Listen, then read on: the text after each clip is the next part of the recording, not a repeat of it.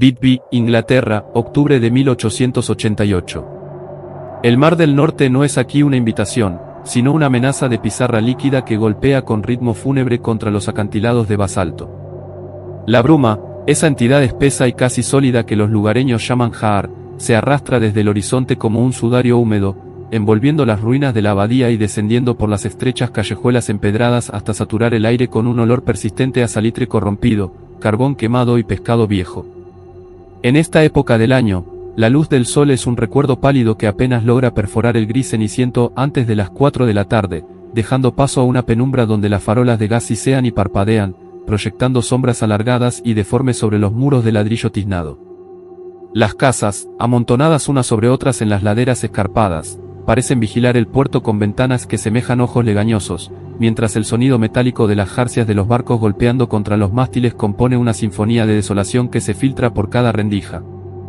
Bajo esta atmósfera opresiva, la vida en Whitby se rige por una jerarquía de silencio y utilidad.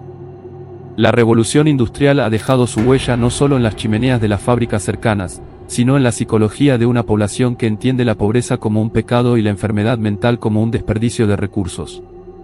En lo alto de la colina opuesta a la abadía, se alza el asilo de San Judas para incurables, una mole de piedra caliza ennegrecida por la humedad, cuyas torres cuadradas se recortan contra el cielo plomizo como los dientes de un gigante dormido. Es una institución regida por la ley de pobres, un lugar diseñado no para curar, sino para contener el desorden que la sociedad victoriana prefiere no mirar de frente. Los pasillos del asilo son conductos de aire gélido donde el olor a ácido carbólico intenta, sin éxito, enmascarar el hedor rancio del sudor acumulado, la orina vieja y la desesperanza.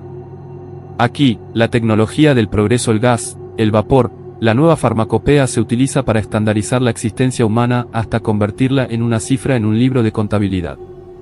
La sociedad de Whitby, desde los armadores que visten sedas pesadas hasta los estibadores cuyos pulmones están tatuados por el polvo de carbón, acepta el asilo como una necesidad arquitectónica y moral. Nadie pregunta qué ocurre tras sus pesados portones de hierro forjado. La caridad se ejerce a distancia, mediante donaciones anuales que limpian conciencias sin requerir contacto visual con el sufrimiento. Es un mundo de rigidez extrema, donde el luto se viste con azabache local y las emociones se entierran bajo capas de decoro y almidón. En este escenario de piedra y bruma, la verdad es un lujo que pocos pueden permitirse y que muchos prefieren ignorar para que el engranaje de la ciudad siga girando. Esta es la historia de Julián Thorne. Y de cómo su silencio, cultivado entre frascos de vidrio y recetas olvidadas, se convirtió en el único testigo de una tragedia que el sistema decidió borrar de sus registros oficiales para siempre. Julián Thorne no era un hombre de palabras, sino de pesos y medidas. A sus 54 años, su cuerpo era un mapa de su oficio, los hombros perpetuamente encorvados por el peso de las cajas, las manos manchadas de un azul indeleble por el contacto con el índigo y las yemas de los dedos endurecidas por el manejo constante de tapones de corcho y lacre. Julián era el repartidor de medicinas de la botica central hacia el asilo, un hombre cuya función consistía en empujar un carro de madera reforzada cuesta arriba, desafiando el viento cortante de la costa, para entregar los elixires de la calma y los tónicos de la resignación. Su pierna izquierda arrastraba una cojera leve, recuerdo de un accidente en los muelles que le había arrebatado su juventud y su fuerza, dejándole solo la posibilidad de este empleo periférico, este ir y venir entre el mundo de los vivos y el purgatorio de los incurables. Cada mañana, Julián se sumergía en el universo sensorial de la botica antes de iniciar su ascenso.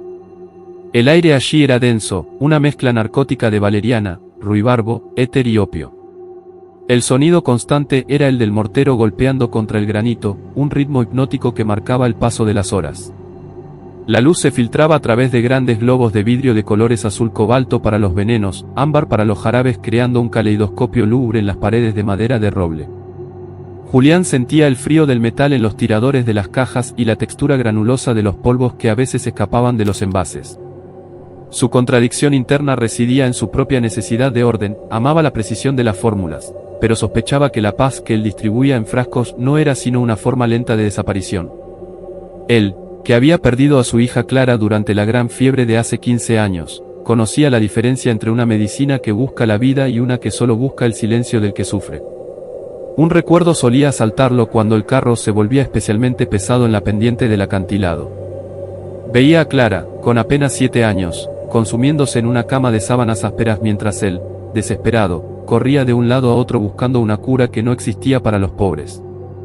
Recordaba el olor de la fiebre agrio, caliente, persistente y el sonido de su respiración convertida en un silbido corto y roto.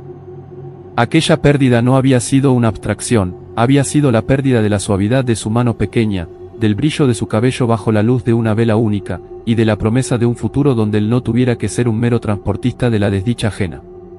Esa carencia física, ese vacío en el costado del corazón, era lo que le obligaba a mirar con una mezcla de piedad y terror a los internos del asilo, reconociendo en sus ojos vacíos el mismo brillo apagado que vio en los de su hija antes de que el frío final se la llevara. En el invierno de 1888, Julián encontró en el fondo de una caja de suministros devuelta por el asilo una carta arrugada, escrita en un papel de pésima calidad, casi transparente por la humedad. No era su función leerla, pero el nombre del remitente, una tal Marta Vance, captó su atención. La carta decía: «Señor director del asilo de San Judas, le escribo con el corazón en un puño porque no he recibido noticia alguna de mi hermana, Elara Vance, desde que ingresó en su institución hace 2 meses.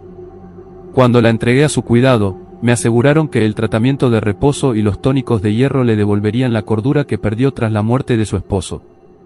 Sin embargo, las 2 cartas que le he enviado han regresado sin abrir, y en la última visita que intenté realizar, el portero me informó que ella se encontraba en un estado de crisis profunda y no podía recibir visitas. No soy una mujer de medios, señor, pero Elara es todo lo que me queda. Solo pido una prueba de que sigue allí, de que su pecho aún sube y baja, aunque su mente se haya perdido en la niebla. Por favor, se lo ruego por la memoria de su propia madre, no permita que mi hermana se convierta en un fantasma antes de tiempo. Esperaré su respuesta en la dirección de la calle Church, junto a la taberna del Cisne Negro». Julián dobló la carta y la guardó en su chaqueta de lana áspera. El peso del papel parecía superior al que su gramaje indicaba. Algo en la burocracia del asilo no encajaba. Elara Vance no figuraba en las listas de administración de sedantes que le entregaba cada semana, o al menos, no con ese nombre. Pero lo que más le inquietaba era que él recordaba perfectamente haber entregado, 3 semanas atrás, una caja de láudano purificado etiquetada específicamente para la sección de pacientes crónicos donde, según el registro de la botica, no debería haber habido más de 5 personas. Sin embargo, el volumen de la entrega era suficiente para sedar a un regimiento. La contradicción palpitaba en sus manos mientras empujaba el carro bajo la lluvia fina que empezaba a caer, transformando el suelo en un espejo negro de lodo y desesperación. Con el paso de las semanas, los detalles pequeños comenzaron a acumularse como el hollín en los marcos de las ventanas. Julián, moviéndose por las entrañas del asilo, la cocina, el muelle de carga, el pasillo de la enfermería inferior, empezó a notar que los suministros de comida disminuían mientras que los de narcóticos aumentaban de forma exponencial. El sonido del asilo era el de un silencio antinatural, interrumpido ocasionalmente por un gemido lejano que se cortaba abruptamente, como si una mano invisible sofocara la voz. La luz en las celdas era siempre mortecina, una mezcla de sombras chinescas y el resplandor azulado de la luna que se filtraba por las altas rejillas. El sistema, esa maquinaria invisible de médicos de segunda fila, administradores corruptos y cuidadores embrutecidos por el cansancio, estaba operando una alquimia perversa: convertir el coste de la vida en el beneficio de la muerte silenciosa. Una tarde, mientras dejaba una caja de ácido fénico en el área de lavandería, Julián se cruzó con un antiguo compañero de los muelles, ahora convertido en mozo de cuadra del asilo, un hombre llamado Silas que olía permanentemente a estiércol y ginebra barata. Silas, con los ojos vidriosos y las manos temblorosas, le susurró algo mientras fingía revisar los arneses de los caballos: «No mires hacia el jardín trasero, Julián. Han dejado de usar el cementerio parroquial. Dicen que es por el suelo, que está demasiado blando por las lluvias. Pero yo sé lo que cargan esos carros a las 3 de la mañana. No son solo sábanas viejas». El miedo en la voz de Silas era físico, una vibración que Julián sintió en sus propios huesos. El horror no era una explosión de violencia, sino esta erosión lenta de la humanidad, permitida por la eficiencia económica. Un segundo flashback golpeó a Julián esa noche en su pequeña habitación sobre la botica. Recordó una vez, años atrás, cuando aún trabajaba en los barcos, como un capitán había decidido dejar morir a un marinero con gangrena para no perder tiempo desviándose hacia el puerto más cercano. Julián había visto al hombre delirar, sus ojos buscando una justicia que el mar no podía darle, mientras el capitán anotaba en el cuaderno de bitácora: pérdida por causas naturales. La frialdad de aquella pluma sobre el papel era la misma que ahora sentía en el asilo. La verdad no importaba si el registro oficial decía lo contrario. La contradicción de Julián se agudizaba, él era el proveedor del veneno que mantenía el sistema funcionando. Cada frasco de opio que entregaba era un clavo más en el ataúd de personas como el Lara Vance. Encontró el segundo documento en el despacho del boticario, un libro de contabilidad privado que su jefe había dejado abierto por descuido. Era un recorte de prensa pegado junto a una cifra de ingresos extraordinaria. Julián sintió una náusea profunda. La paz del Dr. Aristorp era el resultado de una sobredosis sistemática y una desnutrición calculada. Un detalle forense que había oído en la botica cobró sentido: el uso del arsénico en dosis mínimas para detener el proceso de descomposición inmediata, permitiendo que los cuerpos se acumularan antes de ser eliminados sin levantar sospechas por el olor. Era una logística del horror, una cadena de montaje donde el producto final era el olvido. Su monólogo interior lo devoraba: ¿qué soy yo sino el cómplice que empuja el carro? Mis manos están tan sucias como las del boticario que adultera las mezclas. Si hablo, perderé el techo y el pan. Si callo, el fantasma de Clara vendrá a buscarme cada noche para preguntarme por qué permití que otras Claras desaparecieran en la niebla de San Judas. La incertidumbre era un peso físico en su pecho, una presión que le impedía respirar con normalidad. El quiebre definitivo ocurrió una mañana de noviembre, cuando el frío era tan intenso que el aliento de Julián formaba nubes densas frente a su rostro. En el muelle de descarga del asilo, vio una pequeña caja de madera que había sido apartada como desecho personal de fallecidos sin reclamar. Sobre la tapa, un objeto brillaba débilmente bajo la luz mortecina de una lámpara de aceite, una pequeña caja de pastillas de plata, grabada con iniciales elegantes. Al tomarla, Julián sintió la frialdad del metal quemando su piel.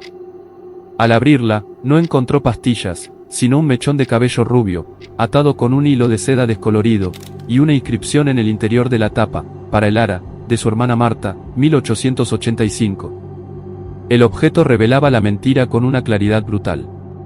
El Lara Vance no había ingresado en 1887 como decía el registro que él había visto por un segundo en la administración. La fecha de la caja sugería una historia más larga, una posesión que la mujer había guardado como su último vínculo con el mundo exterior.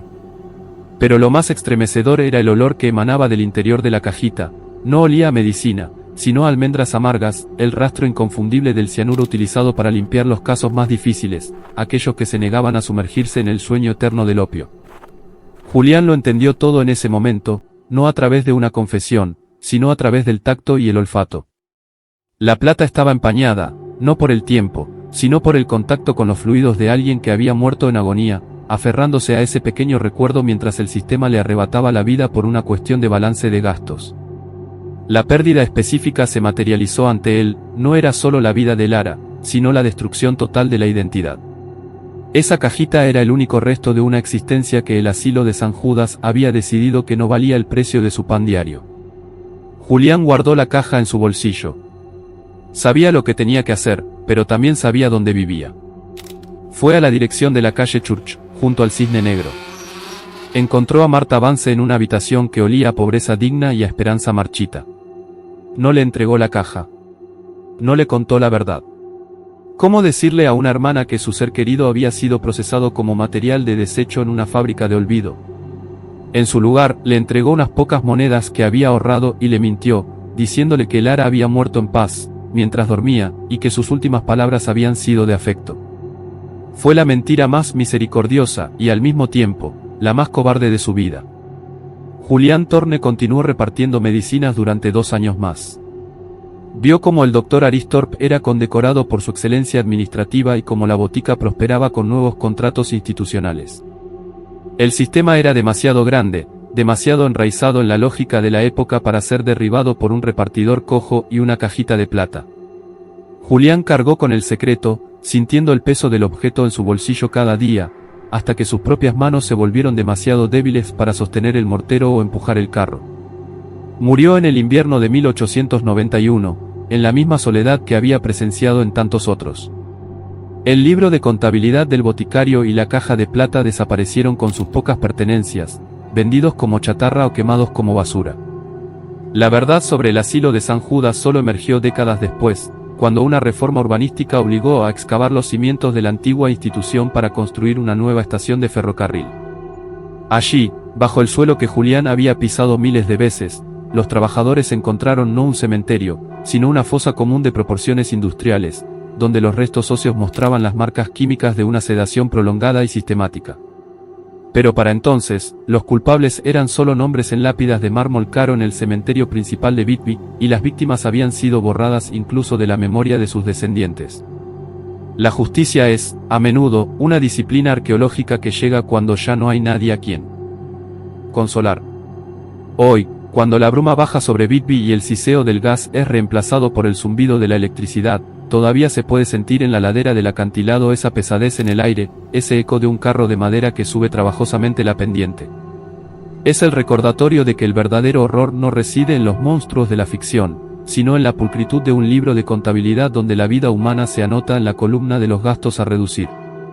La melancolía de la costa no es solo por el mar, sino por todas aquellas voces que, como la del Ara Vance, fueron silenciadas no por la maldad de un solo hombre, sino por la indiferencia de un mundo que aprendió a valorar la eficiencia por encima de la compasión, dejando que la niebla del tiempo cubriera las huellas de su propio crimen estructural.